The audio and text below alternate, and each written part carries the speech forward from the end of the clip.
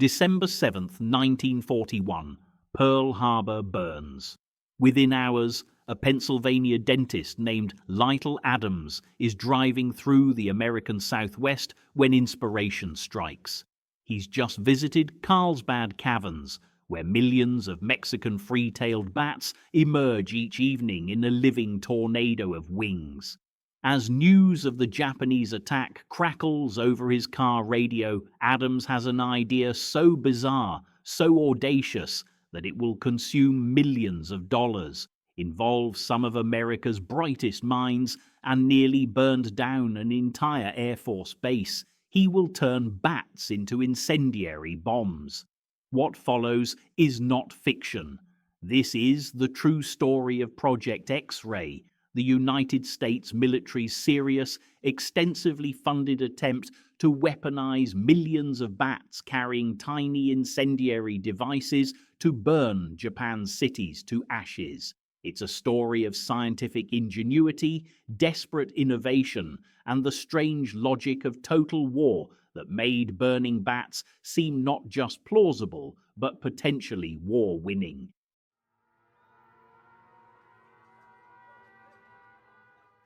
Lytle S. Adams was not a military strategist. He was a dental surgeon from Irwin, Pennsylvania, with a passion for caves and an inventor's restless mind. He had made a modest fortune patenting various devices, including an improved automobile sun visor. But on that December night in 1941, driving through New Mexico with images of Carlsbad's bat swarms fresh in his mind and rage over Pearl Harbor burning in his chest, Adams conceived something unprecedented. The logic was elegantly simple. Japanese cities were constructed primarily of wood and paper. The buildings sat close together in dense urban clusters. A single incendiary device dropped randomly might hit stone, water, or empty space. But what if you could deliver thousands of tiny incendiary devices that could navigate themselves into the wooden eaves, attics, and hidden spaces of buildings? What if those delivery systems were alive, self-guided, and virtually undetectable? Bats possessed extraordinary characteristics for this mission. They could carry more than their body weight in flight. They hibernated, becoming dormant and easy to handle when cooled.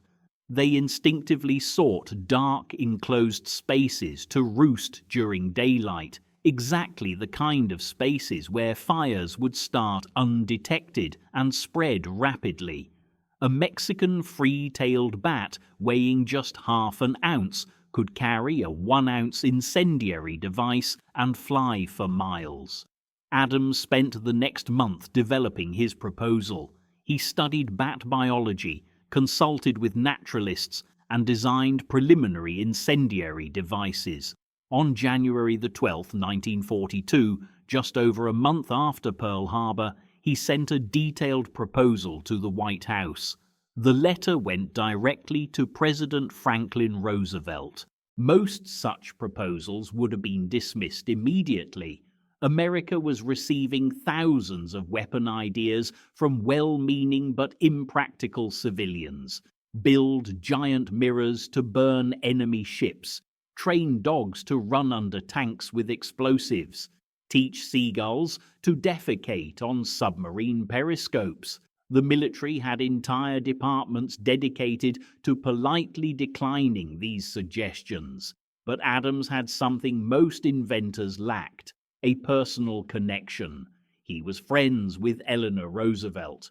More importantly, his proposal arrived at a moment when America was desperate. The Pacific Fleet lay shattered at Pearl Harbor. Japan was conquering territory at stunning speed. The Philippines were falling. Singapore would fall within weeks. America needed unconventional solutions, and it needed them fast. Roosevelt's response, handwritten on the proposal, was brief but decisive. "This man is not a nut. It sounds like a perfectly wild idea, but is worth looking into."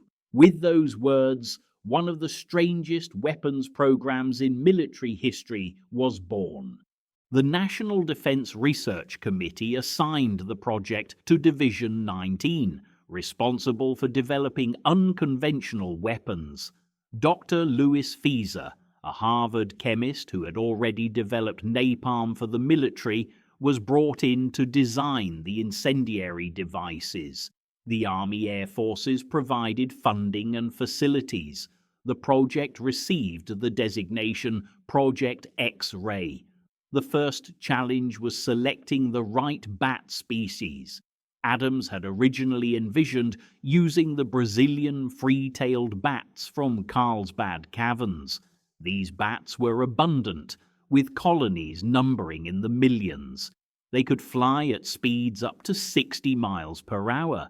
They migrated thousands of miles annually, proving their endurance. Most crucially, they could carry significant weight relative to their body size. Naturalists were recruited to study bat behavior.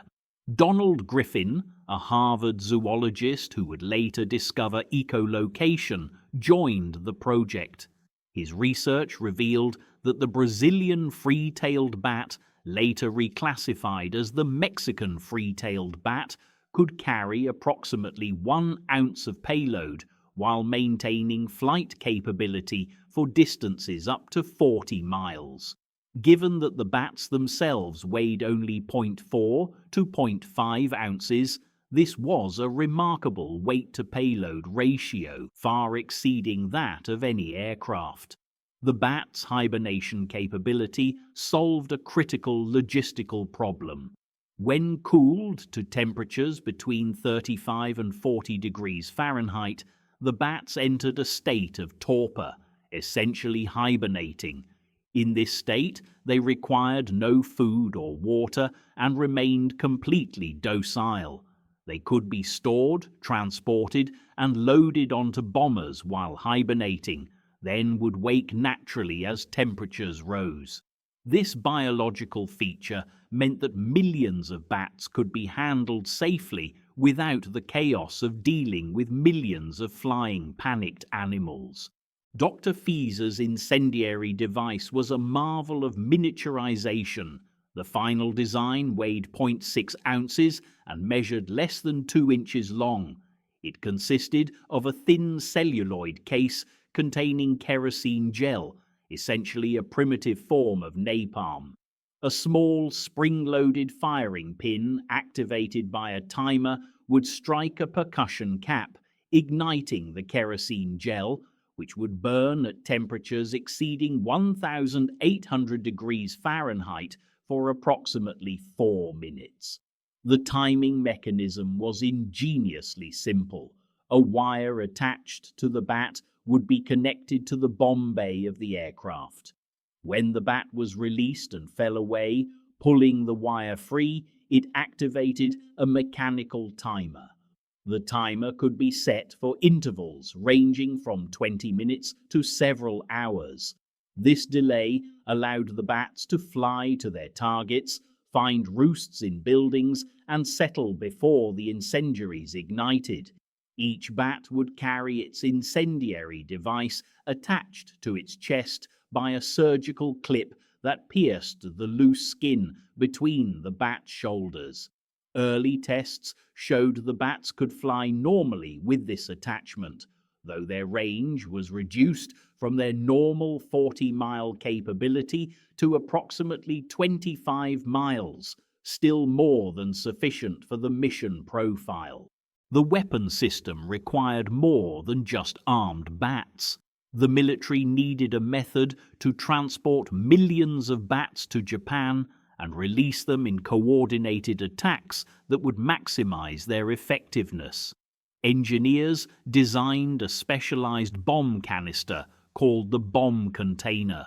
The container resembled a large conventional bomb, approximately 5 feet long and 2 feet in diameter. Instead of explosives, it contained 26 stacked trays, each tray holding 40 compartments. Each compartment held one hibernating bat with its incendiary device. A single bomb container thus carried 1,040 armed bats. The release mechanism was elegant. The bomber would drop the container from altitudes between 5,000 and 20,000 feet. As the container fell, a parachute would deploy, slowing the descent and allowing the container to warm gradually from aerodynamic heating and lower altitude temperatures. At predetermined altitude, typically around 1,000 feet above ground level, an altitude-triggered mechanism would open the trays, releasing the bats. By this point, the bats would have warmed sufficiently to wake from hibernation. Finding themselves in free fall, their instinctive response would be to fly. They would disperse in all directions, each seeking shelter from daylight.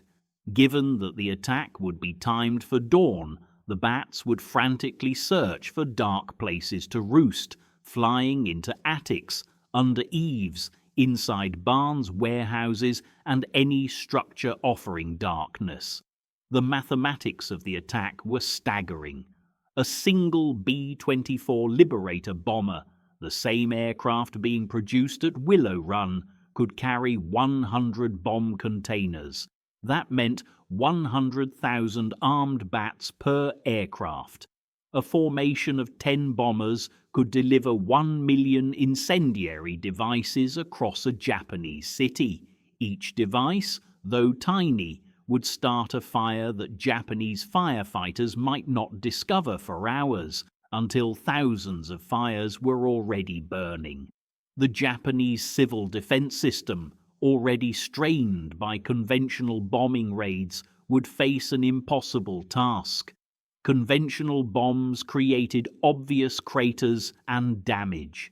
Firefighters knew where to respond, but bat-delivered incendiaries would create thousands of small fires in hidden locations across dozens of square miles. By the time smoke became visible, the fires would have spread through wooden structures, overwhelming any firefighting response. In March 1943, the Army established a testing facility at Bangor Cave in Carlsbad, New Mexico, near the vast bat colonies. Engineers constructed refrigerated storage facilities capable of holding millions of hibernating bats. They built training facilities for handlers and assembly lines for attaching incendiary devices. The first major test occurred in May 1943 at the Dugway Proving Ground in Utah. Engineers had constructed a mock Japanese village, complete with authentic residential and commercial buildings. Intelligence officers had studied Japanese architecture extensively, noting construction techniques, materials, and typical urban layouts. The mock village replicated a typical Japanese residential district, with houses built from identical materials using identical techniques. 6,000 bats were equipped with dummy incendiaries, devices identical in weight and size to the real weapons, but containing no ignition mechanism.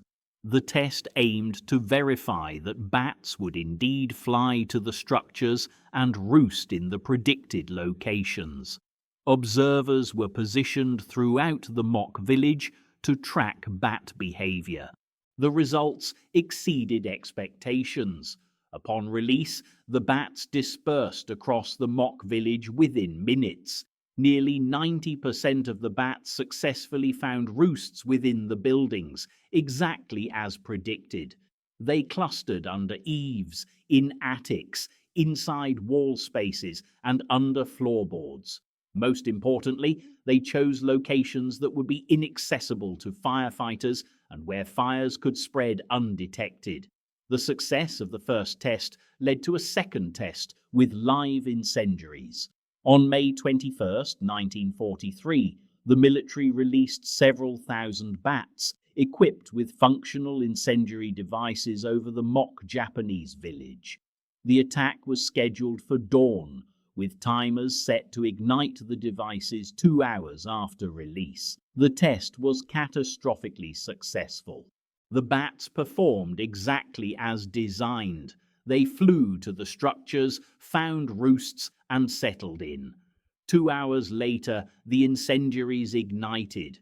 Within minutes, fires appeared throughout the mock village. Within 15 minutes, multiple buildings were fully engulfed. Within 30 minutes, the entire mock village was burning out of control. The fires burned with such intensity that observers reported feeling the heat from hundreds of yards away. One observer, an Army Air Forces colonel, filed a report that would become famous within the project. The effectiveness of this weapon is beyond question. A minimal investment in bats produced destruction equivalent to hundreds of conventional bombs. If we can perfect the delivery system, this weapon could end the war. But the May 21st test revealed a critical problem. Several bats equipped with live incendiaries failed to fly to the mock village.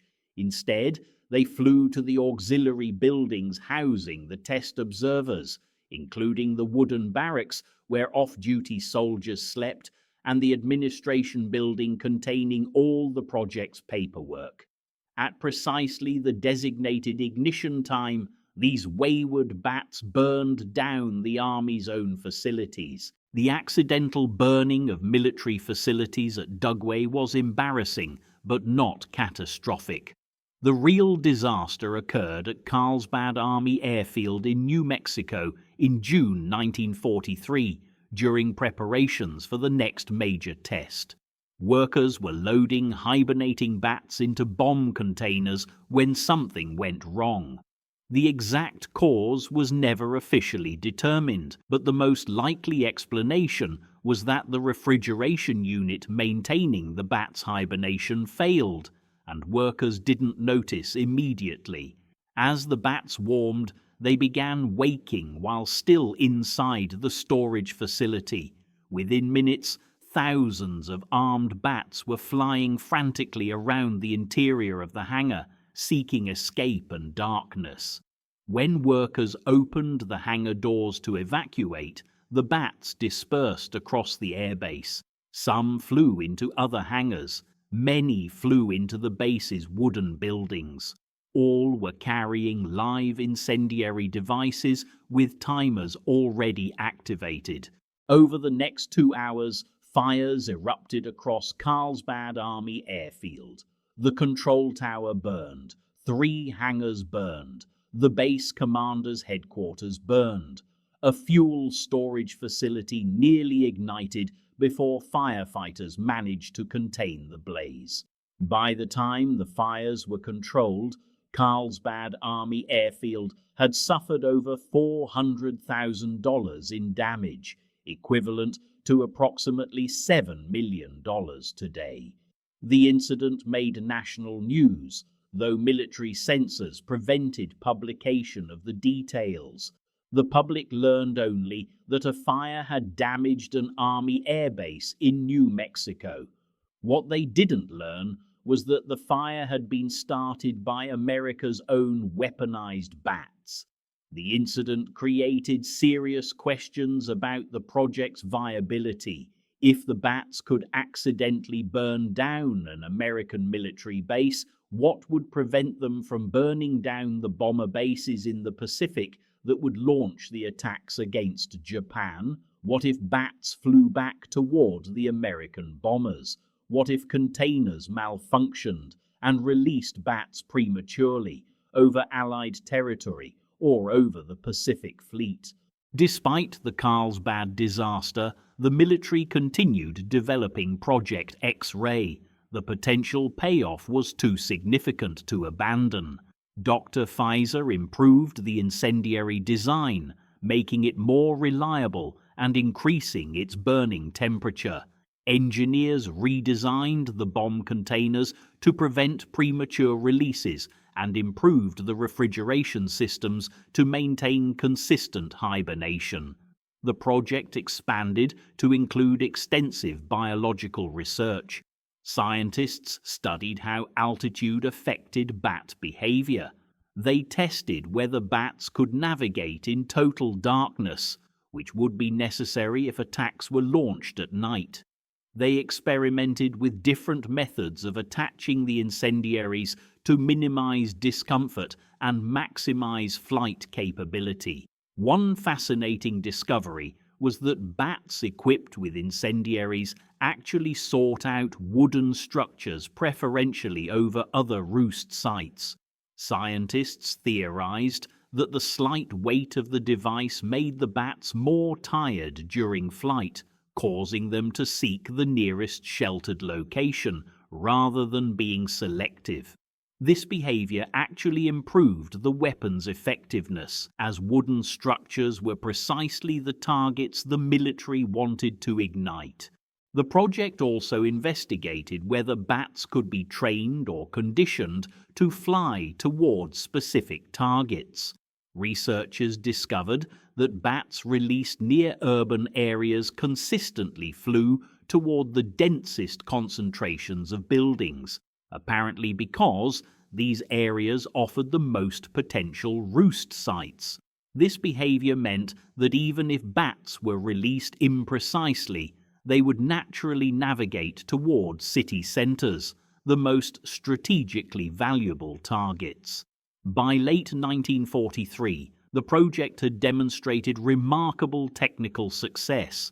Tests showed that bat incendiaries could start fires in locations that conventional incendiary bombs couldn't reach. The bat's ability to penetrate into small spaces, combined with the timing delay, meant fires would be well established before discovery.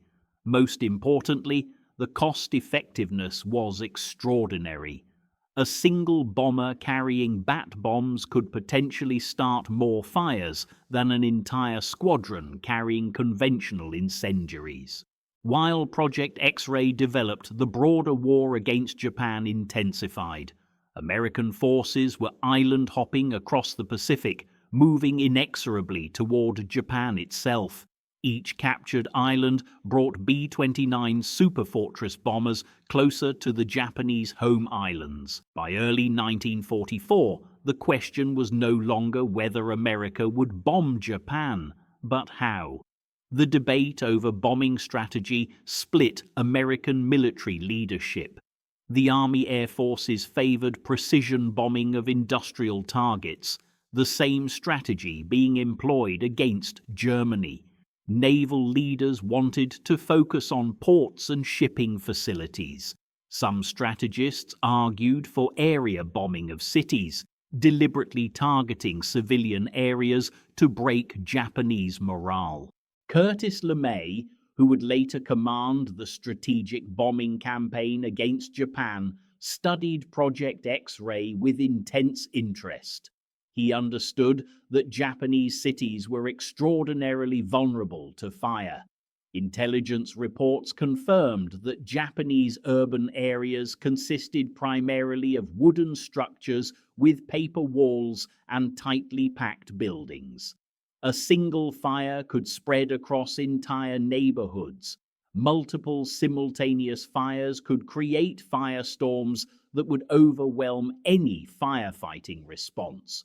LeMay noted that bat bombs offered several advantages over conventional incendiary bombing.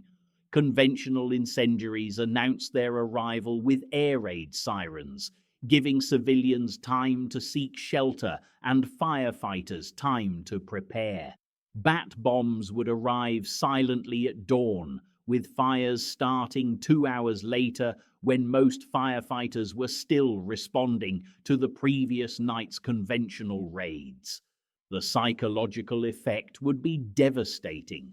How could Japanese civilians defend against an invisible attack by thousands of tiny flying creatures? The project's advocates argued that bat bombs could shorten the war by months, possibly avoiding the need for a ground invasion of Japan that military planners estimated would cost hundreds of thousands of American casualties. If a coordinated bat bomb attack could create a firestorm that destroyed Tokyo, Japanese leadership might surrender without the need for Operation Downfall, the planned invasion. But by mid-1944, Project X-Ray faced unexpected competition from a different secret weapon program that promised even more devastating results. On August 6, 1944, more than 2 years after Little Adams first proposed weaponizing bats, the chief of the Army Chemical Warfare Service officially recommended discontinuing Project X-Ray. The stated reason was that the weapon could not be made combat-ready before mid-1945, too late to affect the war's outcome. The real reason was the Manhattan Project. By August 1944, American military leadership knew that atomic weapons were not only possible, but likely to be ready for combat use by mid-1945. The atomic bomb promised to deliver the kind of devastating urban destruction that bat bombs could only approximate. A single atomic bomb could destroy an entire city instantly. Bat bombs, for all their ingenuity, would require multiple raids with hundreds of bombers and millions of bats to achieve comparable destruction. The decision to terminate Project X-Ray was based on cold calculation. The program had already cost approximately $2 million, equivalent to roughly $33 million today. Taking the weapon from testing to combat readiness would require millions more, plus the construction of massive bat storage and handling facilities at forward air bases in the Pacific. The Manhattan Project, while vastly more expensive, promised a weapon that would definitively end the war. Project X-Ray was formally cancelled in early 1945. The research materials were classified. The test facilities were dismantled. The millions of bats at Carlsbad Caverns returned to their natural routine, unaware they had nearly become instruments of war. The mock Japanese villages were abandoned, left to weather into desert ruins. Lytle Adams never gave up believing his idea could have worked. In interviews after the war, he argued that bat bombs would have been more humane than atomic weapons or the conventional firebombing campaign that Curtis LeMay eventually launched against Japan. He pointed out that bat bombs would have started fires gradually, giving civilians time to evacuate, unlike the instant devastation of atomic weapons. Dr. Fieser, the chemist who designed the incendiaries, moved on to other projects. His napalm invention, originally developed for the bat bomb project, would be used extensively in flamethrowers and conventional incendiary bombs throughout the Pacific War and later in Korea and Vietnam. While bat bombs never saw combat, conventional incendiary bombing achieved the destruction that Project X-Ray had promised. On the night of March 9th to 10th, 1945, 334 B-29 Super Fortress bombers attacked Tokyo with incendiary bombs. The raid created a firestorm that killed an estimated 100,000 people and destroyed 16 square miles of the city. The Tokyo firebombing demonstrated what Project X-Ray's advocates had argued. Japanese cities were extraordinarily vulnerable to fire. Wooden construction, paper walls, and dense urban layout created ideal conditions for uncontrollable conflagrations. The March 1945 raid achieved its devastating results with conventional incendiaries dropped from high altitude. In total, American bombers conducted incendiary raids against 67 Japanese cities between March and August 1945. These raids killed between 300,000 and 900,000 Japanese civilians, destroyed millions of buildings, and left millions homeless. The destruction was achieved with conventional weapons dropped from aircraft without requiring millions of bats or complex biological delivery systems. The irony is that bat bombs might actually have been more precise and potentially less lethal than the strategy America ultimately employed. Bat-delivered incendiaries would have concentrated fires in buildings rather than open areas. The delayed ignition would have given civilians warning time. The bats would have naturally avoided areas already burned, concentrating on undamaged structures. Conventional area bombing made no such distinctions, dropping thousands of tons of incendiaries indiscriminately across entire city districts. Project X-Ray remains one of the most bizarre weapons programs in military history. Yet for those involved, it represented deadly serious scientific and military innovation. The program demonstrated several important principles that would influence post-war military thinking. First, it proved that biological systems could be weaponized in sophisticated ways. The concept of using living creatures as guided delivery systems would resurface in various forms, from Cold War experiments with pigeon-guided missiles to modern research on insect-mounted sensors. Second, it demonstrated the importance of understanding enemy vulnerabilities. The project's advocates had correctly identified that Japanese cities were extraordinarily vulnerable to fire. This intelligence proved accurate when conventional firebombing achieved exactly the kind of destruction that bat bombs had promised. Third, it revealed how total war logic could make the absurd seem reasonable. In the desperate context of 1942, turning bats into flying firebombs was not dismissed as madness, but developed into a serious military program that consumed significant resources and involved some of America's brightest scientific minds.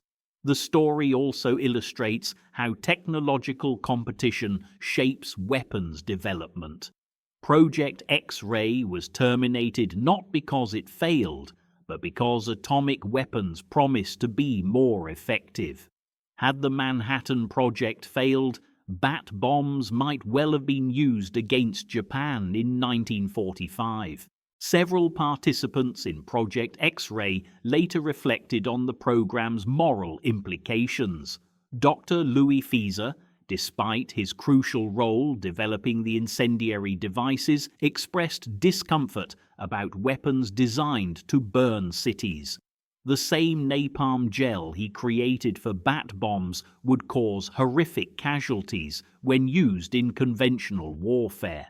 Fieser reportedly said that he wished he had never invented napalm, though he defended the bat bomb project as potentially more humane than the alternatives. Little Adams lived until 1970, long enough to see his bat bomb idea become a historical footnote, often cited as an example of bizarre wartime innovation. He maintained that his invention could have ended the war earlier and with fewer casualties than actually occurred. Whether this claim has merit remains debatable, but it's undeniable that his idea was taken seriously by people with the authority to approve or reject weapons programs. The military's willingness to seriously develop such an unconventional weapon reveals something important about the American approach to World War II. Unlike Nazi Germany, which allowed ideology to override intelligence, America was willing to consider any idea that might work, regardless of how unconventional. A dentist with no military experience could propose weaponizing bats, and that proposal could reach the president and receive serious scientific evaluation. This openness to innovation, combined with America's industrial capacity, created a system that could simultaneously develop atomic bombs, napalm, radar, proximity fuses, and yes, incendiary bats. Not all of these programs succeeded, but the willingness to explore unconventional solutions gave America technological advantages that helped win the war.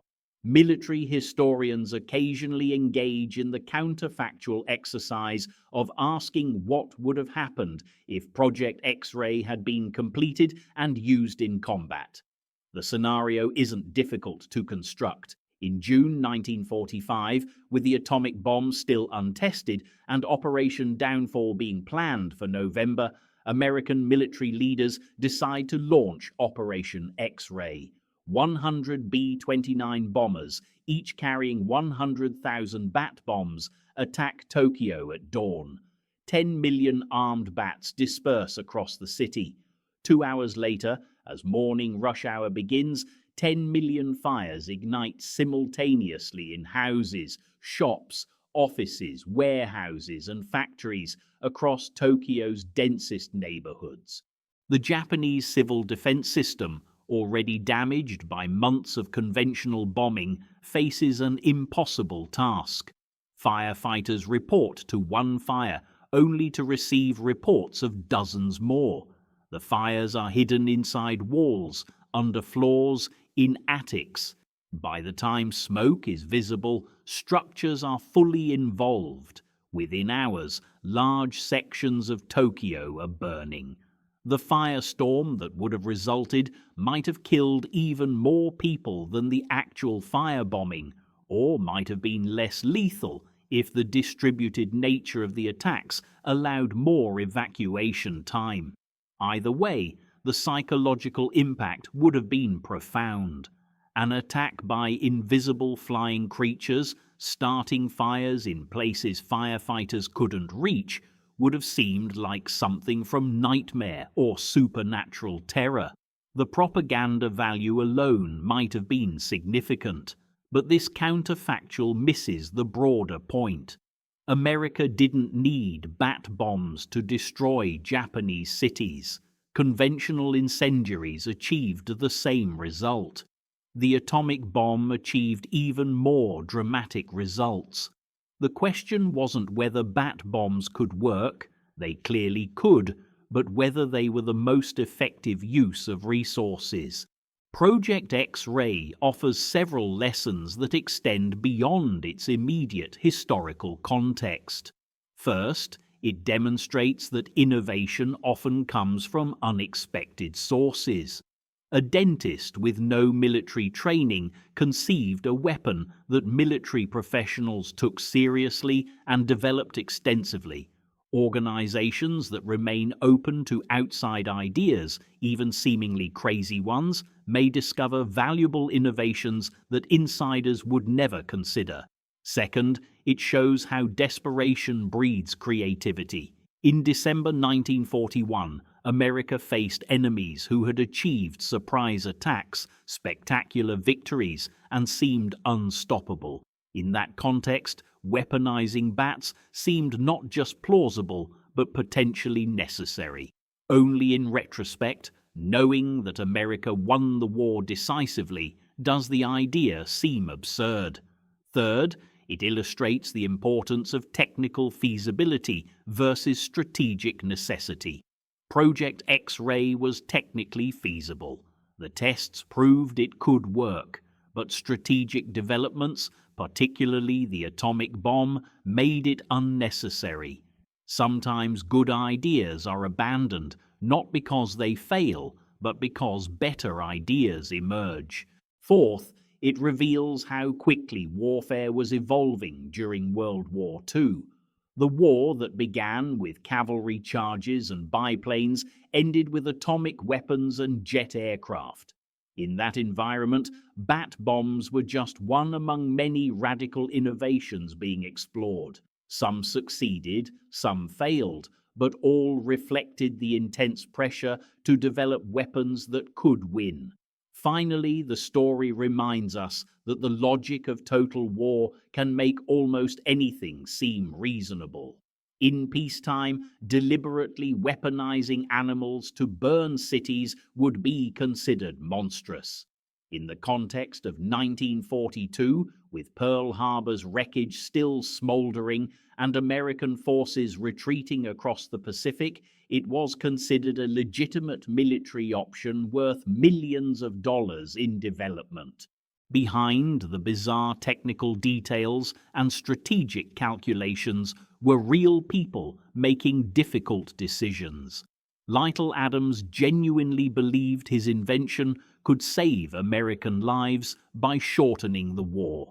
The scientists who developed the incendiaries and studied bat behavior weren't mad scientists. They were professionals doing their jobs in extraordinary circumstances. The military officers who approved funding weren't reckless. They were desperate men seeking any advantage against a determined enemy. Consider the bat handlers at Carlsbad, workers whose job was to carefully attach tiny incendiary devices to hibernating bats. They worked in refrigerated facilities, handling millions of bats, knowing that these animals would be sent to burn Japanese cities. Some probably thought it was brilliant. Others probably thought it was insane. All did their jobs professionally because their country was at war. Consider the Japanese civilians who might have been the targets. They would have known nothing about bat bombs until fires started appearing mysteriously throughout their neighborhoods. The terror of facing an attack they couldn't understand or defend against would have been profound. That this terror never manifested doesn't make the intention less real. Consider the decision-makers who ultimately cancelled the project. They knew bat bombs could work. They knew Japanese cities were vulnerable, but they also knew about the Manhattan Project, and they made the cold calculation that atomic weapons would be more effective. That decision saved money and resources, but committed America to using atomic weapons against civilian populations. Project X-ray consumed approximately $2 million and 2 years of development. It involved hundreds of scientists, engineers, and military personnel. It required the construction of specialized facilities, the development of novel incendiary devices, and extensive biological research. It nearly burned down an Air Force base. It produced mock Japanese villages in the Utah desert. It armed millions of bats with tiny bombs, and then it was abandoned, made obsolete by a different secret weapon that promised even more devastating results. The bats of Carlsbad Caverns still emerge each evening in their millions, creating that living tornado of wings that inspired Lytle Adams in 1941. They hunt insects across the desert, perform their ecological role, and remain completely unaware that they were once considered potential weapons of war. The story of the bat bomb is ultimately a very American story. It combines ingenuity and absurdity, technical brilliance and moral ambiguity, can-do optimism, and the brutal pragmatism of total war. It represents a moment when anything seemed possible, when the nation mobilized every resource and considered every idea, no matter how unconventional, to win a war that threatened its existence. In that context, turning bats into flying incendiary bombs wasn't madness, it was innovation. Whether it would have been effective is unknowable. Whether it should have been attempted raises uncomfortable questions about the nature of warfare and the limits of acceptable weapons. Whether it deserves to be remembered as a bizarre footnote or as a serious weapons program that nearly reached operational status remains debatable. What's undeniable is that for a brief period in American history, the most unlikely warrior flew through the night skies of the Southwest, a tiny bat carrying a tiny bomb, representing humanity's endless capacity for both ingenuity and destruction. That Project X-ray never burned a Japanese city doesn't make it less significant. It remains a testament to the desperation, creativity, and moral complexity of total war, when even the most bizarre ideas received serious consideration because the alternative, defeat and subjugation, was unthinkable. Reality, as the story of German intelligence and Willow Run demonstrates, doesn't care what seems possible or impossible. It only cares what works. Project X-ray worked in tests spectacularly. That it never flew in combat makes it no less real, no less serious, and no less revealing about what nations will attempt when survival itself hangs in the balance.